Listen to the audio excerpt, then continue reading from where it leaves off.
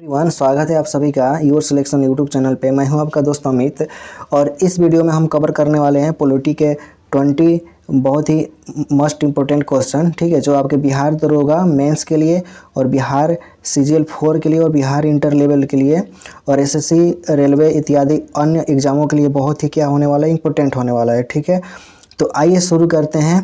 सबसे पहला क्वेश्चन लेते हैं। देखिए, भारतीय संविधान में मौलिक कर्तव्य किस देश से लिया गया है। पहला क्वेश्चन ये है कि भारतीय संविधान में मौलिक कर्तव्य किस देश से लिया गया है। तो ऑप्शन ए है USA, बी है USSR, सी है UK और डी है फ्रांस। तो इसका सही जवाब क्या हो जाएगा? इसका सही जवाब हो जाएगा आपका ऑप्शन नंबर बी, USSR, जो अब रसिया के नाम से जाना जाता है। 42वें संविधान संशोधन में क्या हुआ था? 1976 के द्वारा इसको क्या किया गया था, संविधान में जोड़ा गया था। 42वां संविधान संशोधन हुआ था 1976 में, ठीक है। और इसको कहाँ से लिया गया है? USSR, सोवियत संघ से इसको लिया गया था, ठीक है। मौलिक कर्तव्य को ध्यान में रखेंगे। अगला 2 नंबर क्वेश्चन है कि राज्य के नीति निर्देशक तत्व किस भाग में है? राज्य के नीति निर्देशक तत्व किस भाग में है? तो इसका सही जवाब क्या हो जाएगा? यहाँ पे ऑप्शन बी इसका सही जवाब हो जाएगा भाग 4 में, यानी कि 36 से 51 तक राज्य के नीति निर्देशक तत्वों को दिया गया है, ठीक है। अगला 3 नंबर क्वेश्चन है कि संविधान का कौन सा अनुच्छेद समानता का अधिकार देता है? तो ऑप्शन ए है अनुच्छेद 14 से 18, बी है अनुच्छेद 19 से 22, सी है अनुच्छेद 25 से 28 और डी है अनुच्छेद 32, ठीक है। तो इसमें सही जवाब क्या हो जाएगा? सोचिए और बताइए। तो इसका सही जवाब क्या हो जाएगा? अनुच्छेद 14 से 18, ठीक है। यानी कि ये 14 से 18 में 14, 15, 16, 17 और 18 ऐसे अनुच्छेद है जो समानता का अधिकार देता है। अगला क्वेश्चन हम लोग देखते हैं इसमें कि भारतीय संविधान में आपातकाल की व्यवस्था किस देश से की गई थी? भारतीय संविधान में आपातकाल की व्यवस्था किस देश से ली गई है, ठीक है। तो किस देश से संविधान में ली गई है? तो इसका सही जवाब क्या होने वाला है? यहाँ पे जर्मनी हो जाएगा, ठीक है। सही जवाब क्या हो जाएगा इसका? जर्मनी।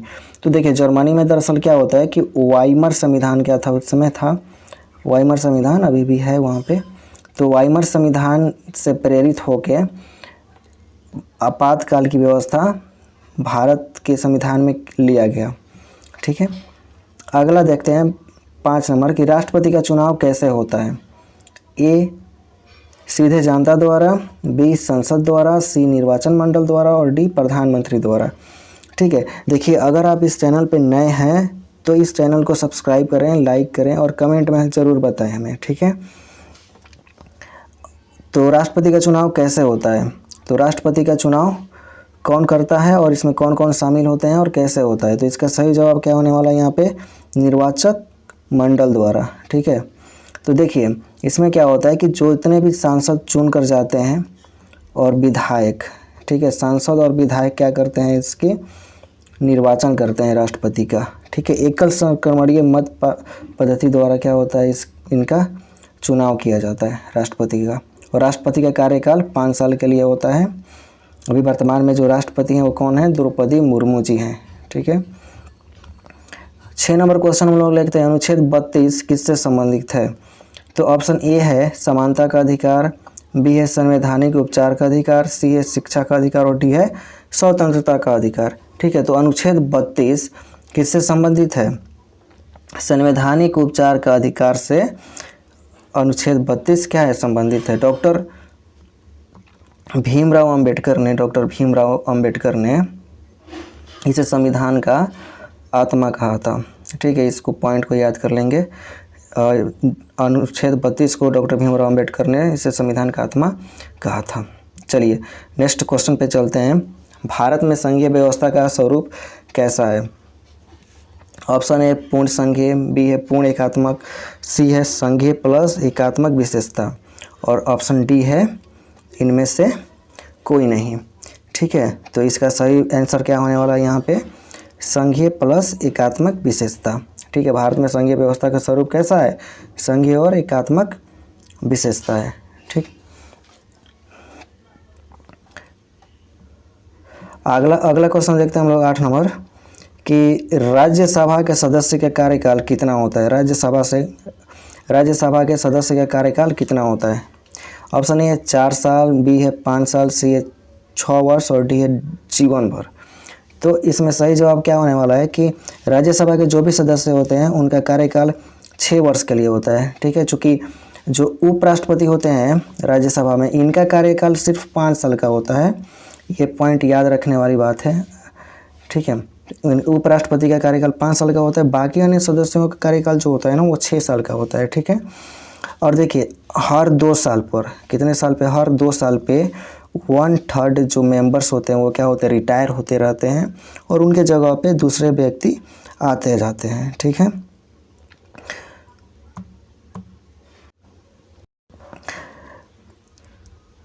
अगला क्वेश्चन है 9 नंबर, विधि का शासन किससे लिया गया है। विधि का शासन किससे लिया गया है। ऑप्शन ए है यूएसए से, बी है यूके से, सी है फ्रांस से और डी है जर्मनी से। ठीक है, तो इसका सही जवाब यहाँ पे क्या होगा, विधि का शासन यानी कि रूल ऑफ लॉ, ये कहाँ से लिया गया है, यूके से। ठीक है, जो एवीडीसी का सिद्धांत है इसी पे आधारित है, और मतलब एवीडीसी का सिद्धांत पे ये क्या है, विधि का शासन आधारित है, जो यूके से लिया गया है भारतीय संविधान में। ठीक है, अगला क्वेश्चन 9 नंबर क्वेश्चन देखते हैं, 10 नंबर क्वेश्चन देखते हैं। भारतीय संविधान का सबसे बड़ा स्रोत क्या है। भारतीय संविधान का सबसे बड़ा स्रोत क्या है। तो ऑप्शन ए है यूएसए, बी है गवर्नमेंट ऑफ इंडिया एक्ट 1935, सी है यूके और डी है यूएसएसआर। ठीक है, तो देखिए भारतीय संविधान जब बनाया जा रहा था तो उस समय अन्य देशों से भी क्या किया गया था, अलग अलग प्रकार के स्रोतों को मतलब भारतीय संविधान में शामिल किया गया था। ठीक है, तो उन सब में जो गवर्नमेंट ऑफ इंडिया एक्ट 1935 था, इसका बहुत बड़ा योगदान है। ठीक है, तो इसमें सही जवाब क्या हो जाएगा इसका, 10 का बी। मतलब एक हिसाब से हम बात करें तो 75% क्या किया गया है ना, 1935 का जो गवर्नमेंट ऑफ इंडिया एक्ट था, भारत सरकार अधिनियम, इसी से ले लिया गया 75% व्यवस्थाएं भारतीय संविधान में। चलिए 11 नंबर क्वेश्चन देखते हैं कि संसद का संयुक्त अधिवेशन कौन बुलाता है। संसद का संयुक्त अधिवेशन कौन बुलाता है।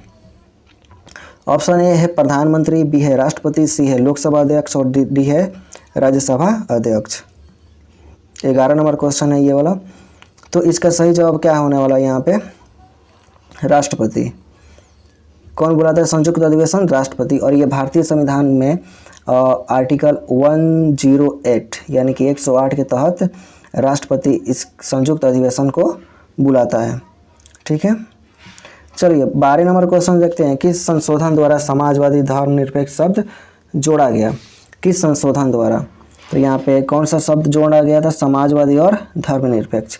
ऑप्शन ए 42वां, बी है ऑप्शन ए 44वां, बी है 42वां, सी है 52वां और डी है 86वां। ठीक है, तो इसमें से बताइए कि सही आंसर क्या होगा, किस संशोधन द्वारा समाजवादी और धर्मनिरपेक्ष शब्द जोड़े गए थे।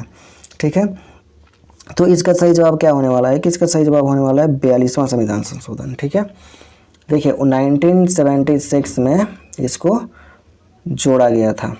ठीक है, 42वां संविधान संशोधन के द्वारा 1976 में इसको जोड़ा गया था।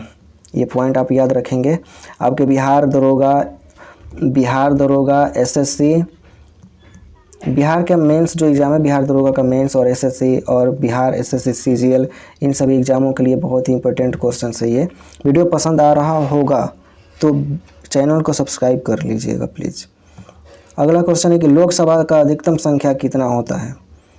लोकसभा का अधिकतम सदस्य संख्या कितना होता है। ठीक है, तो यहाँ पे ऑप्शन ए है 543, बी है 545, सी है 550 और डी है 552। ठीक है, तो इसका सही जवाब क्या होने वाला है यहाँ पे, तो ऑप्शन नंबर डी 552 मैक्सिमम सदस्य क्या होते हैं इसमें। तो देखिए 530 जो होता है वो राज्य से होता है और 20 जो होते हैं वो यहाँ से होते हैं, केंद्र शासित प्रदेश से। केंद्र शासित प्रदेश से देखिए कितना हो गया 550, और 2 जो सदस्य होते हैं वो क्या होते हैं, मनोनीत होते थे, लेकिन अब इस व्यवस्था को हटा दिया गया है। ठीक ना, तो चलिए अगला क्वेश्चन हम लोग देखते हैं 14 नंबर कि भारत का संविधान कब लागू हुआ था। It is very easy question, you can do it. Bharat का संविधान कब लागू हुआ था? Option A 15 August 1947, 26 January 1950, option C है 26 जनवरी 1949 और डी है 1 जनवरी 1950। ठीक है, तो इसका सही जवाब क्या होने वाला है? 26 जनवरी 1950 को भारत का संविधान लागू हुआ था। चलिए अगला क्वेश्चन देखते हैं हम लोग। 15 नंबर, पंचायती राज किस संशोधन से आया? पंचायती राज की जो व्यवस्था है वो किस संशोधन से आया? ऑप्शन ए है 73, ऑप्शन बी है 74वां, ऑप्शन सी है 42वां, ऑप्शन डी है 44वां। तो आपको बताना है कि किस संशोधन, संविधान में कौन सा संशोधन हुआ जिसकी वजह से पंचायती राज व्यवस्था भारतीय संविधान में आया। तो इसका सही जवाब क्या होगा? 73वां संविधान संशोधन। ठीक है, जो 1992 में क्या हुआ था? लागू हुआ था। 1992 में इसको लागू किया गया था। अगला क्वेश्चन देखते हैं हम लोग। 16 नंबर, नगर पालिका किस संशोधन से संबंधित है? नगर पालिका किस संशोधन से संबंधित है? ऑप्शन ए है 73वां, बी है 74वां, सी है 86वां, डी है 44वां। ठीक है, तो इसका सही जवाब क्या हो जाएगा यहाँ पे? 74वां संशोधन। भारत में जब 74वां संशोधन हुआ था, जो अर्बन लोकल बॉडीज़ थी, ठीक है, अर्बन लोकल बॉडीज़ को क्या किया गया था? इसमें शामिल किया गया था। ठीक है, इसका सही जवाब क्या हो जाएगा यहाँ पे? 74वां संविधान संशोधन। ठीक ना। चलिए 17 नंबर क्वेश्चन देखते हैं। संविधान संशोधन किस अनुच्छेद में है? तो संविधान संशोधन किस अनुच्छेद में है यहाँ पे? अनुच्छेद 352, बी 356, अनुच्छेद 368, अनुच्छेद 370। तो ये किस संविधान संशोधन किस अनुच्छेद में है? देखिए, भारत में कोई भी संविधान संशोधन किया जाता है तो वो किस अनुच्छेद के अंतर्गत किया जाता है? यहाँ पे 368 के तहत क्या किया जाता है? संविधान संशोधन भारत के संविधान में इसी के तहत संविधान संशोधन करा जाता है। ठीक है, चलिए 18 नंबर क्वेश्चन देखते हैं। न्यायिक पुनरावलोकन, जुडिशियल रिव्यू का स्रोत कहाँ से लिया गया है? ऑप्शन ए है यहाँ पे USA, UK, सी है कनाडा, डी है फ्रांस। ठीक है, तो इसका सही जवाब क्या हो जाएगा? जुडिशियल रिव्यू का जो सिद्धांत है वो USA से लिया गया है। ठीक है, ये सुप्रीम कोर्ट को क्या देता है? शक्ति देता है कि ये अपने किसी भी निर्णय का क्या कर सकता है? दोबारा से इसको रिव्यू कर सकता है। चलिए इसी के साथ हम लोग पहुँचते हैं 19वें नंबर क्वेश्चन पे। वीडियो पसंद आए तो चैनल को सब्सक्राइब जरूर करें। भारत के पहले राष्ट्रपति कौन थे? तो भारत के पहले राष्ट्रपति थे यहाँ पे Rajendra Prasad, is the right answer. ठीक है, डॉक्टर राजेंद्र प्रसाद भारत के पहले राष्ट्रपति थे। और चलिए 20 नंबर क्वेश्चन, मौलिक अधिकार किस भाग में है? मौलिक अधिकार किस भाग में है? 20 नंबर जो क्वेश्चन है वो क्या हो जाएगा यहाँ पे? भाग 3 में। ऑप्शन नंबर बी इसका सही जवाब है। तो भाग 3 में मौलिक अधिकार शामिल है, जो 12 से लेके 35 तक पढ़ा जाता है। चलिए, अगर वीडियो पसंद आए तो चैनल को लाइक और सब्सक्राइब जरूर करें। मैं हूं आपका दोस्त अमित। ऐसे ही वीडियो प्राप्त करने के लिए चैनल को सब्सक्राइब करें। इस चैनल का नाम क्या है? योर सिलेक्शन इस चैनल का नाम है। ठीक है, अगर आप मेरा सपोर्ट करते हैं तो ऐसे ही और भी बढ़िया वीडियो मैं लाता रहूँगा आपके लिए, जो आपके एग्ज़ाम के लिए बहुत ही ज़्यादा ज़रूरी होंगे, जिसको आप पढ़ के अपना सिलेक्शन पा सकेंगे।